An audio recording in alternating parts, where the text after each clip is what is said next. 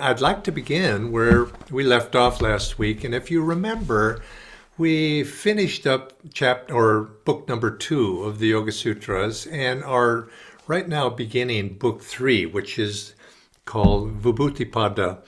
And I want to read the first few slokas from here because we enter into a discussion in this book on samyama, which, as I described last week, in my mind, I always somewhat divide the Eightfold Ashtanga Yoga path into 3 sections, Yama Niyama being the first one, the second one being asana, pranayama, and pratyahara, because there's a certain relationship there, and as we discussed in previous weeks.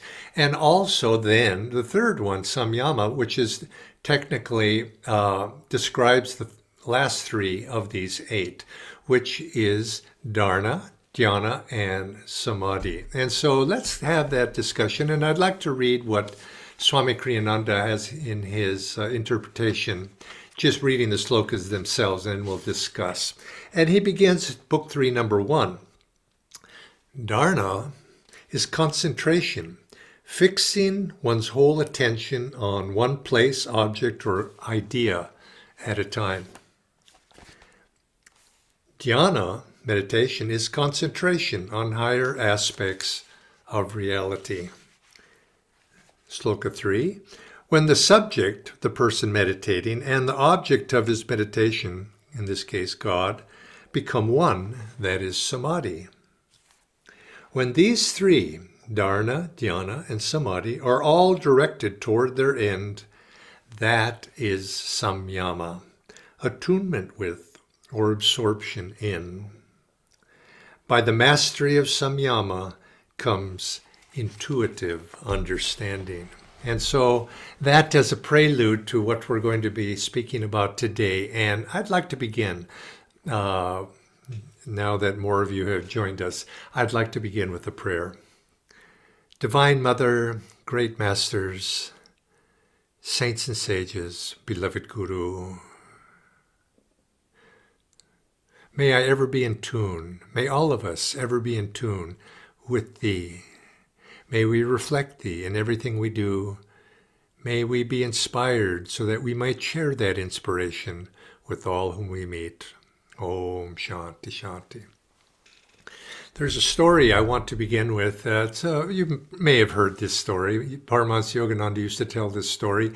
And also Swami Kriyananda, when he would speak about the subjects, one subject or another, and masters relate this story. And it seems that there was once a guru who had a hermitage in the forest, and locally various disciples would come to stay with him there at the hermitage. And there was a young boy who came periodically and regularly to the ashram to be with his guru. He was a young boy. And one day, as the guru was speaking, he noticed that the boy's attention was not really there. He was wandering. He could tell his mind was wandering, daydreaming. And he called him on it. And he says, young man, I see today that you don't seem to be with me today. Your mind is wandering. Why? And the young boy says, oh, I'm so sorry, sir, but you see, my family has just added a new water buffalo. We just got it. It's very tame, very nice, and I just can't keep my mind off that water buffalo. I've been thinking about it. And he's a young boy. And so the master, the guru, says, oh, it's okay. He didn't reprimand him. He says, I tell you what, why don't you go into the other little room? There's a little kutir there. Why don't you go into that room and just think about that water buffalo and get it out of your mind a little bit and just think about it. Don't try to hold it back. Just go into it and think about it. And so the young boy did. And so he went into the room and began thinking about the water buffalo, playing with the water buffalo and so on in his mind. And so the whole day went by. And at the end of the day, the guru went up to him and says, said to the boy, are you finished now thinking about your water buffalo? What are you doing? And the boy says, oh, no, no, no. He says, I've been thinking, I've been playing with the water buffalo. I took the buffalo down to the river, in his mind, of course. And he took it down to the river. I washed the water buffalo. I was on its back. We were riding. We were having so much fun. And it's a wonderful water buffalo. And do you want me to come out now? And the guru says, no, no, no. You just stay in there and keep thinking about playing with your water buffalo until you're finished.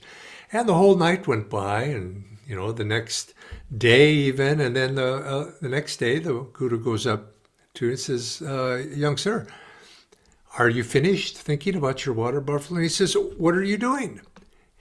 And the boy says, oh, sir, I'm feeding the buffalo. We're out in the meadow. He's eating grass, and I'm feeding him. Would you like me to bring the buffalo into the hermitage and share with you? And the guru says, no, no, just keep thinking about the water buffalo. You'll be fine. And all day goes by again until finally the guru goes back that evening and he says, young sir, what are you doing with your buffalo? And in a very deep voice, there comes this, well, what do you mean, my water buffalo? I am the buffalo. And he says, well, the guru says, well, you should come out now. You should come out. He says, how can I come out? The buffalo says, how can I come? My horns are too big to get through the door.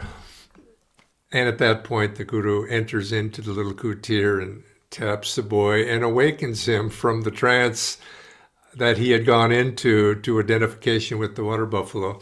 And Swami says, now it's time. You have reached the point now where your concentration is strong enough and to be able to go to the next step in your spiritual journey. Now, Swamiji used to tell this story as did Paramahansa Yogananda, and he says this is an example of concentration, dharana, the ability to focus one-pointedly, single-mindedly upon one subject. And this is basically the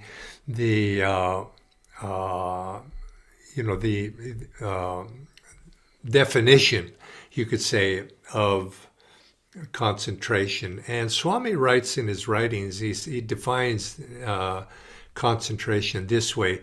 It's the calm focus of one's full attention on whatever is at hand.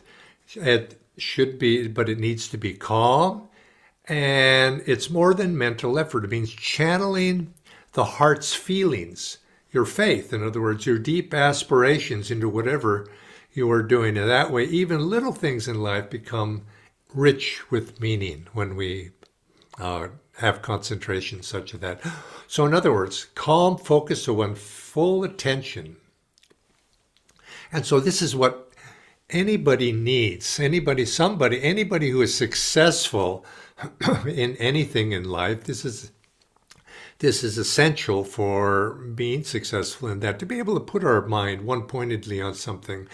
And when we speak about samyama of these three aspects of concentration, dhyan, meditation, and samadhi, of those three, I think you can see the second two are not really possible without this first one. And I think this is something that in whatever stage of our spiritual advancement, at whatever stage of our evolution, soul evolution, this quality of concentration applies. And it's absolutely essential for us to be able to be totally successful. And otherwise, our mind is flittering hither and yon and is not able to go deep into anything. And so I think of these three, I think the focus, you might say, oh, we should focus on samadhi. Well, it's not, there's no use in focusing on samadhi unless first we focus on concentration. And I think also concentration is a good one because to focus our attention on when we study these is because it's something that is very practical. We can do. We can practice it in every moment. It's a skill. In other words, yes, there's a certain attunement, but that attunement an identification, that absorption upon the object of meditation is more in the line of what meditation is about. And I have, which I'll get into a little bit later, I have a number of suggestions about concentration. But there's one point before I go a little bit here into meditation, is I'd like to make about concentration something to keep in mind and remember. Every time when we're trying to meditate, we're trying to concentrate, yes, right? And when we're doing our schoolwork, when we're doing our job, whatever we're doing outwardly, we're trying to one-pointedly put our attention on something and not have it jumping hither and yon. Well, whenever our mind is distracted in some fashion from the object or the intention of our concentration, there's a cost to that. Now, a cost in the sense of, you might say, a cost to our concentration. Switching, and there's many various psychological studies have been done on this. So switching to something else, even for a moment, causes what's called in psychological studies attention residue. In other words, a little bit of that distraction, whatever it is, sticks to you. You might think, I can just concentrate on this and now I can put my concentration on that. Well, the potential to do that is fine. We all have that potential. But as we're building up to that potential, we don't have that power immediately. And we find that we are subject to attention residue. So if you're constantly moving your mind from one object of thought to another object of thought, you put yourself in a constant state of attention residue. And it's even been said in some studies that it takes up to 25 minutes to rid ourselves of that residue. It goes away, yes, but when you take your mind off something, have you ever noticed this? There's still a little bit of what you were thinking about still with you. And the continued going back and forth between distractions drains you. It drains your focus, and it drains any strength that you might be needing from the concentration of energy in one point. So keep that in mind.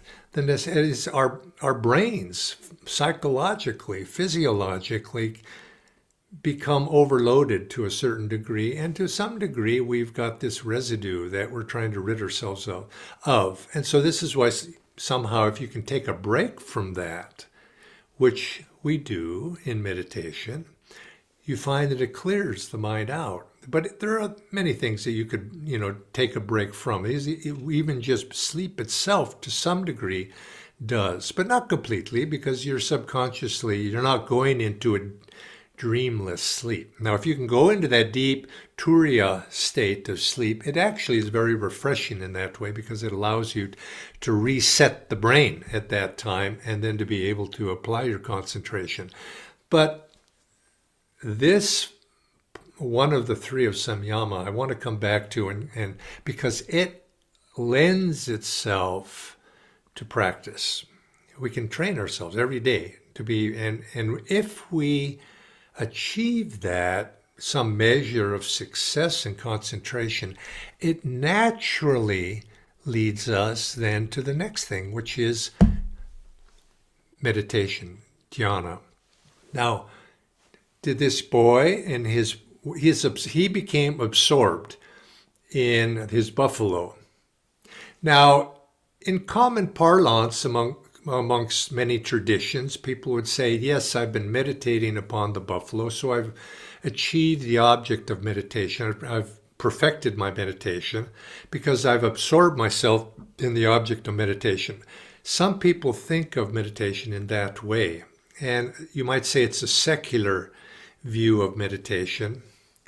But Paramahansa Yogananda said, no, we have to understand that there's a deeper meaning here. True meditation is to absorb ourselves into some aspect of divine that takes us beyond, that transcends ego identity, ego awareness.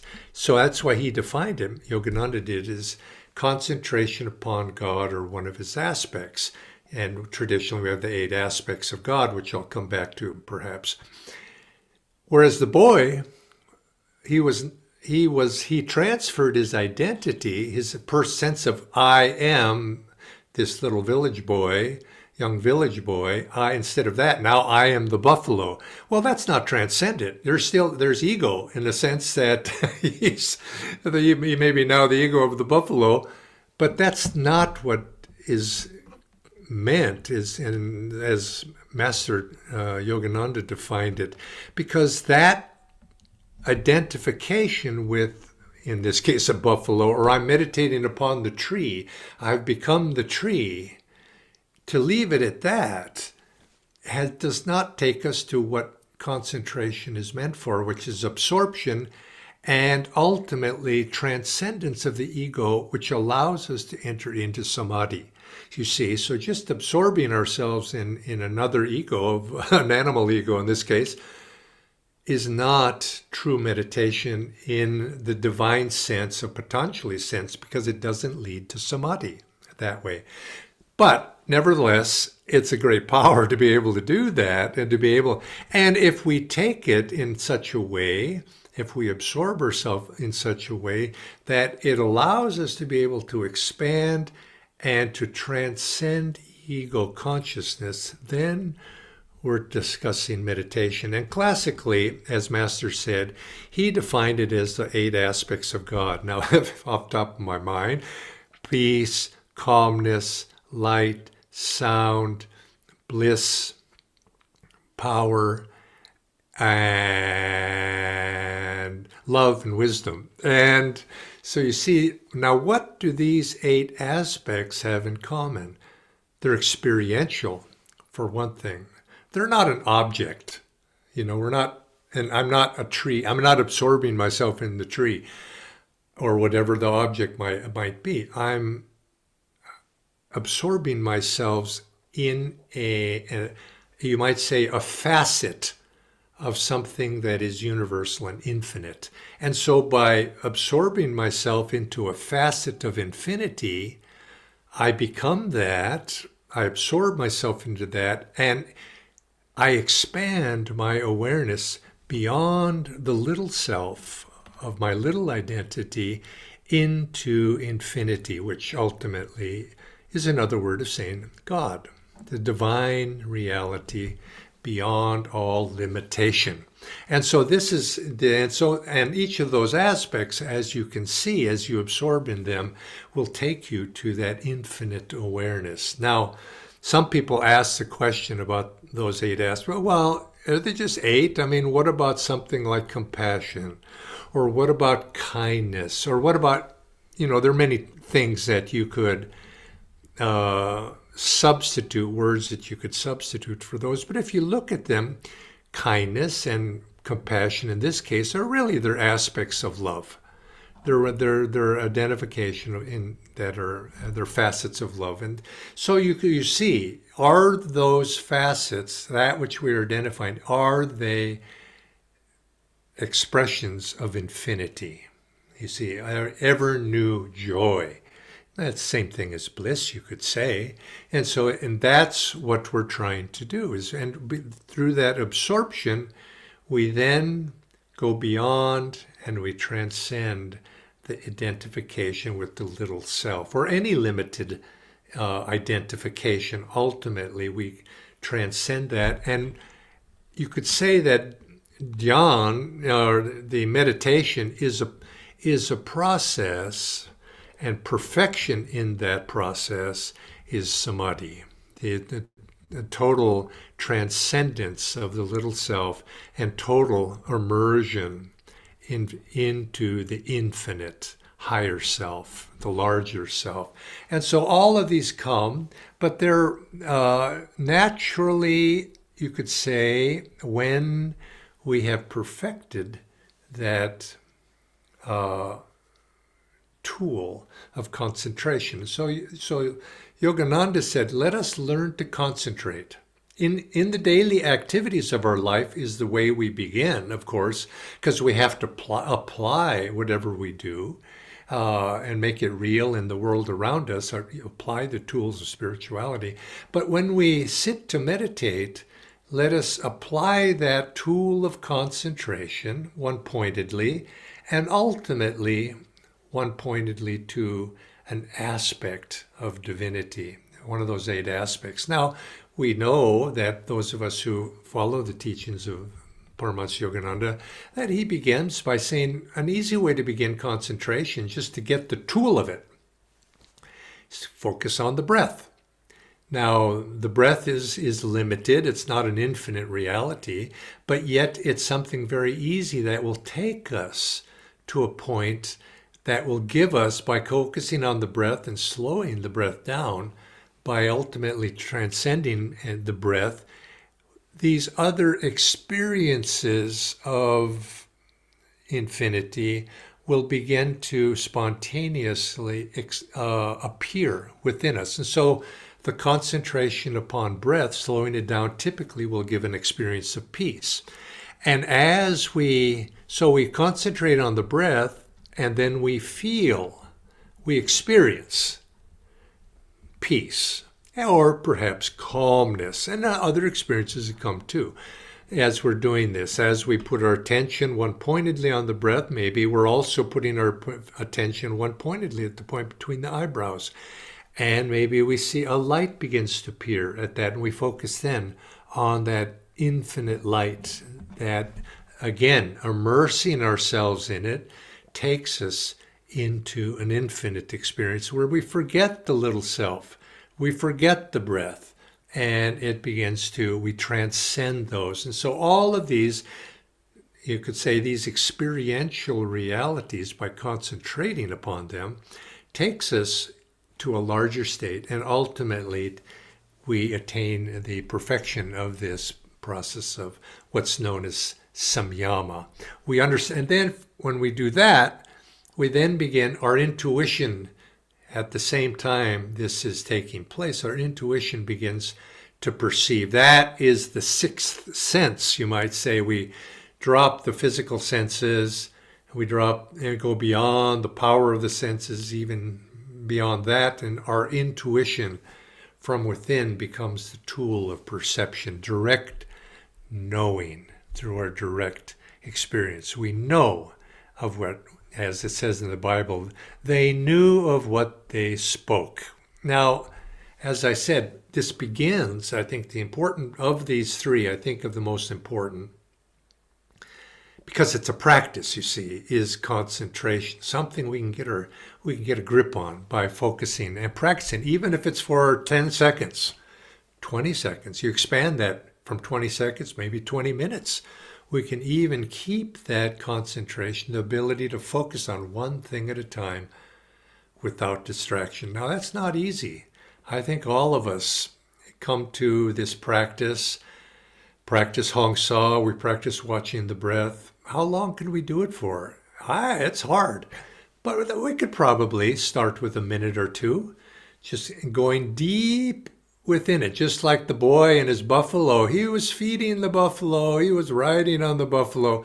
Go into the breath itself. I'm becoming the breath. I'm concentrating on that breath coming into the body, going out of all aspects of the breath until you become the breath itself. You see, I am breathing is where we start with, and then you begin to identify and you begin to see I am the breath itself. The breath is I am moving in this body. And you begin to forget the physical instrument of that breath and just the movement of the air and the breath itself. See if you can take it to that point. And as we do, we find that the distractions, the pull of those distractions become less, and that attention residue, you might say, begins to lessen, and we begin to put it from one thing to another. This is any person of greatness, you'll see, has some ability, a great ability probably, to be able to concentrate on one thing at a time when they so choose. So in a sense, why don't we pick up that process and take one thing, focus on it, one thing at a time? Can we even discriminate? So we're assailed often by 10 thoughts at the same time. Can we take them apart and think of one thought at a time? And then the next thought at a time, next thought at a time, and to be able to control the inflow of sensory distraction or sensory input. Can we begin to parse it and to be able to thereby, awareness of what's happening is the first step in order to become able to control it. So consequently, we start maybe with the breath. That's a good thing to start with, watching it. But at the same time, it's also good, I think, and I've found, and we teach it this way, is to also put your attention upward, concentrate upward, because we want to give some directionality to our inward focus. You see, when we do become focused, we by concentrating at the point between the eyebrows, which is also, you could say, where the breath is passing in the nostrils, close to that point, and you could think of it as the air fanning that point. It gives us a point of focus for at least the visual inward senses, and we're focusing there and feeling the breath at that point, and it stimulates that point between the eyebrows, which creates magnetism, and it begins to that magnetism will begin to pull the life force in the body up to that point and into that point, so we can combine those two. And it's not really a distraction. It's not like we're concentrating on two things at once. Well, maybe we are, but we can do two things at once. We're feeling the breath and the spiritual eye is one. And you find that it has, through that practice, it's a spiritual technique that has the result of focusing our attention, or focusing our concentration. So the spiritual eye, the reason that you say that's also important is because this is also the seat, the physical seat of concentration. The point, you could say, in the brain itself, the medulla, or not, as the medulla is said to be the seat of ego, so the point between the eyebrows is said to be the seat of spiritual awakening. It's the seat of that divine light. It's the seat of the spiritual eye, and it's also in the brain the seat of concentration. Notice a person, when they're concentrating, they tend to almost automatically begin to put their attention right here, you see. So we enhance the power of concentration by keeping our attention there, and not only during meditation, during the day. Try to bring your attention back to the point between the eyebrows, as if you're acting from that point. When we say that, I say that, people say, well, how can I walk around, do I walk around with my eyes pointed upward and bump into things? And no, of course we don't mean that, but from where in your body are you acting? Where's your center of soul, you might say? From where are you acting in this world? Where does the I live? I am doing this, I am acting, I am doing this. Now, it's said that typically, whether we're aware of it or not, that seat of I resides in the negative pole of the sixth chakra, the medulla oblongata. That sense of I is there. That center controls the heartbeat, controls the breath anatomically, and your I rests in that point. It's the point from which conception, the joining of the sperm and the ovum in the creative process, begins. From that union point, the nervous system begins, and it begins from the medulla oblongata and expands out to all the nerves. And so it's that center of physical creation, the medulla oblongata, and that's, you could say, the yogis say, is the seat of that I-ness.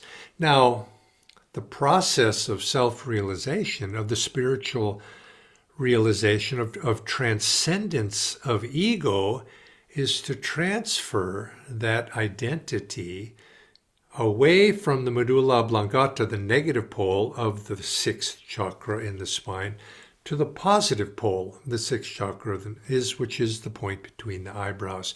And so if we feel during the day that we're acting from this point, that's where you could say, my seat. I live there. My throne is where I sit as I go about my day, projecting my thoughts, interacting with the world around me. Try to feel that sense and act from there. And you'll see that slowly, by putting one's attention of concentration there, energy is drawn to that point. This is the secret of, you could say, the energization exercises. Remember them? When we tense the muscle, let's say, of the forearm, by putting our attention there, energy flows to where our attention is placed. So if we place the attention at the point between the eyebrows, energy moves to that point subtly. Divine energy, prana, subtle astral energy. And as it moves there, magnetism is developed, and there's a flow of life force in the spine upward to the point between the eyebrows. And this upward flow has tremendous impacts upon us. An upward flow of energy will draw into us inspiration. It'll draw into us creativity. It will draw into us positive aspiration. It'll draw into us a positive attitudes. Our attitudes are dependent upon the direction of our flow of life force in the body. And a person who's naturally upwardly directed will be inspired. Now, think of the word inspiration for a moment. And it comes from, if you parse that word, commonly people would say, well, inspiration, it derives from the word in spirit, right? Okay, in spirit. To be inspired means to be in the spirit. You mean the divine spirit in this case. But it also means something else. To be inspired means also technically to inhale. Inspire means to, if you go back to the Latin, to take in breath. So consequently, as we take in breath, we know that there's an upward flow of life force. And so whenever we have an upward flow of life force, there's a natural inspirational, both in terms of feeling and also in terms of breath. And expiration, of course, is when it goes out. But to focus on that inspiration that comes when there's an upward flow of breath, but on a deeper level, an upward flow of life force is taking place when we magnetize the point between the eyebrows. And this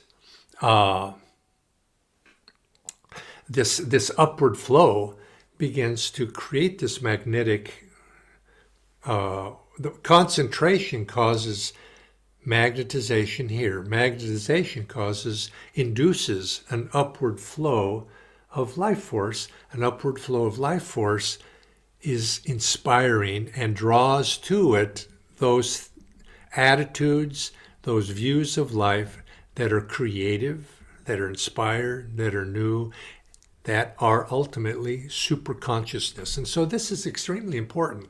Now, this concentration upon the point between the eyebrows is all dependent upon concentration, the one-pointed focus there. And that's not so easy. I think we know this, but certainly while we meditate, we should be able to do this, try to do this, but also during our daily activities. So we keep our attention there. It makes it so much easier when we're meditating. Now, just a couple of practical things. I've typically used up my time here, but pay attention to your environment that's pulling you out in all sorts of different directions. I think in modern day and age, social media, all of these. Now, I'm not saying don't do social media. What I'm saying is schedule it, be master of it. Don't let it master you. And I think this means this many things. Shallow tasks during the day. Oh, I got to answer my email. Schedule it, manage it. Don't let it just pop in at the, I got a ding on my phone. Now I've got to, you're not going to be able to, you're interrupting yourself by that. Don't let it interrupt you. Schedule it, time, manage it, and this applies to everything in life. Swamiji was like that. He'd be focused on one thing, saying one thing, and somebody would come, oh, Swamiji, and Swamiji would say, wait till I finish this. And one thing at a time. He wouldn't allow himself to be interrupted by shallow or alternative things. Focus on the breath, and focus on one thing at a time. Do it, and then go to the next thing. And you can do this quite quickly, but don't try to multitask everything. Sometimes, of course, it's important to do that. We have to be able to, so we can carry on a conversation while driving, but don't carry on 10 conversations, one on the phone, maybe another one on your other mobile texting, and imagine what's going to happen. It's not the way we want to live. Focus, and another one. And I've got dozens of these, but in the time allowed, concentrate. A secret, I think, of concentration is to be able to concentrate with interest on whatever you do. If you're interested, you'll find yourself becoming absorbed in it. So if our interest is in meditating, finding God, becoming one with God, be interested in that. We have to have a desire for that. You could see it goes back. Why did we come to this spiritual path in the first place? I was interested. Or you might say, I wanted to avoid suffering. I wanted greater happiness. I wanted to know truth. I wanted to find absolute love. I was so disappointed with earthly or human love. I wanted something. You wanted something. That's what brought you here. You came with interest. And when you have that interest, your desire to do something is high. Now, it may be difficult at first. I found it very difficult to meditate at first, but I was interested. I wanted to know, and so I stuck to it, and I went at it. And this is what ultimately brings you success. And so try to keep that interest, awaken that interest, keep it fresh, keep it alive. And that desire for whatever it was that brought you here, in a sense, it's a form of devotion. You have to cultivate that desire. Maybe you don't know what it was, but in time you begin to know, oh, I want that ultimate reality. And that desire will lead you to worship that, which means to give your full attention to that. And so, pay attention. Pay attention. And this is all the basic teachings, but be interested. Now, you could say one of the great distractions during the day is tend to daydream. It's you're here, you're there. It's really, if you can learn to keep your brain involved in more conscious. Now, sometimes daydreaming is good practice, but do it consciously. In other words, consciously think of things or mull things over, or consciously decide to relax, or you're going to go to sleep. I'm going to consciously go to sleep. But also, while you're awake and going through the day, pay attention. Pay attention. For example, consciously listen to what's going on around you. Consciously listen to another person when they're speaking. Consciously pay attention to what's the input that's coming in to you. And if you learn to pay attention to your sensory input, you'll learn to become, you might say, aware of your reality outside of ourselves. And that awareness is going to, being aware of that consciously allows you to control it, you might say. You can control the senses. You begin to control your environment outwardly, sensory environment outwardly. And like any muscle, we need to give our brain, we need to exercise the brain, exercise in that sense, and then like with exercise, there comes a time to relax it, to be able to turn your brain off, your senses on, your senses off, to be living purposefully and acting purposefully in what we do will help you improve your concentration. In a practical way, I think coming back, I've mentioned this already in terms of management, time management, fixing a schedule of living purposefully rather than haphazardly. And there are many such things like this, breaking down a big project into parts, and so you can concentrate on one part. Avoid procrastination, putting off. When something comes, do it. Do it well. Don't keep putting it off until tomorrow. And you'll find in these little ways, you'll be able to take your outer practice of concentration into your inner practice. Being mindful, I guess, is a summation of in your day-to-day activities. Being mindful of what we're doing. Live in a mindful manner. And then you'll be able to meditate in a mindful manner. Swami used to tell us, the master said, you can practice memorization even, like memorizing the poem Samadhi. He used to say, read consciously, don't just skim. Speed reading is not really reading. He says you don't go into what you're doing. Read with attention, listen with attention.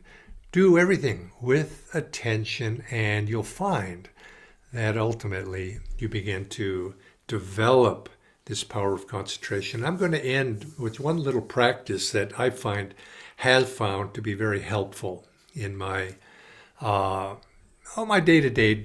You might say more than just concentration, but learning to concentrate upwardly and direct my life force upwardly during the day.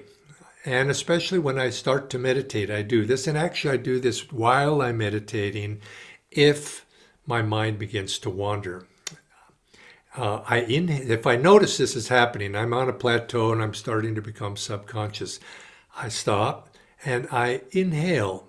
And as I inhale, I try to feel, just as we do when we practice our Kriya, I try to feel life force. And I've tried to not only feel, but I try to consciously draw life force up my spine as I inhale long and slow to the point between the eyebrows. When I reach the point between the eyebrows, I feel as if I've drawn my life force there. I concentrate. And sometimes I'll even tense a little bit there and put my concentration at the point between the eyebrows. And then hold the breath in that position, and then I slowly exhale, but as I exhale, I'm releasing the breath, but I'm keeping my concentration, attention at the point between the eyebrows. And I'll do this 2 to 3 times more, inhaling, drawing the life force up, placing my attention very firmly at the point between the eyebrows. Ideally, I try to see light. Sometime with a little bit of tension at that point, you can stimulate the light. And then I look into the light, I exhale, and then I forget the body again, and I look up into the spiritual eye. And I feel in the process of uplifting my energy away from the subconscious up into the conscious mind at the point between the eyebrows, I can go deep again in my meditation, bring myself back. Now, sometimes I have to do this many times, but even during the middle of the day when things start to get a little chaotic, whatever, I just take a moment and do that. Bring your attention up to the point between the eyebrows. Bring the life force up. And you'll find, start to do this, you can change your mood. You can consciously bring joy or whatever peace, calmness into your consciousness. And if you practice this, that practice slowly becomes dynamic for you. And so why don't you try these? Try some of these. And this is together, dharana, concentration, finally absorption in concentration upon a divine reality will lead us to the goal of this Eightfold Path, which is samadhi, divine bliss. So I'm going to look in my chat box here.